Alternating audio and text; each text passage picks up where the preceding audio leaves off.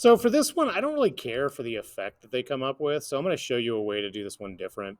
So under Composite, when you do combine images, right now there's different ways to blend things in, but what I want to do is I want to show you a different way of doing it. So in general, when you have a layer that's on top of another layer, it's blocking it. Now you could go in and just change the blending modes. So cycle through these and just kind of see what these different blending modes do. All it's doing is it's having what's on this one layer of leaves is interacting or blending with the picture below.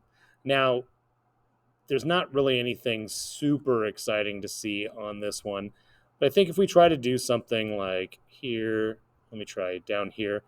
If we change this to hue, that's kind of cool. There's some interesting textures that are happening on here. Then what we can do is we can mask this. So if I take and mask, I'm going to take my brush and I'm going to shrink my brush down. So I can bring this, and I'm going to bring this down a little ways.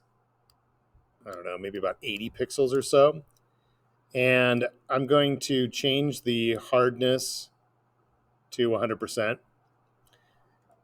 And now what I'm going to do is I'm going to be careful, and I'm going to kind of paint around just the beginning portion of his neck and his face. I'm just going to paint around here. And then I'm going to come back up, and I'm going to change the hardness to a soft edge. So I'm going to change it to 0. And now I'm going to make the brush a little bit bigger, maybe 150 or so. And I'm just going to kind of bring that portion of the neck back. Then I'm going to do the same thing over here. And I'm going to do the same thing over here. If I want to paint slightly underneath. If I end up painting too much of it, I can switch my colors to white and black. And I can start to bring this portion back in. So all I'm looking to have you do is kind of bring back part of the original head, but then having this texture in here. So the big idea is on this layer on leaves, change it to hue. On the mask, you're going to play around with the different sizes, and I had like a lower opacity brush, and you're going to bring back the head and the neck, part of the neck here, and part of the face over on this side.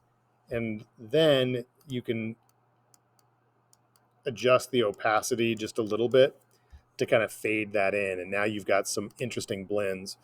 One of the things you can try too is just kind of cycling back through to see if there's something else that looks interesting. And on a lot of these, that's kind of cool. I personally like some more vibrant, interesting type of things. So that's why I chose to do this hue. So you'll save that, and that'll be one that I'll just look at when you load that up.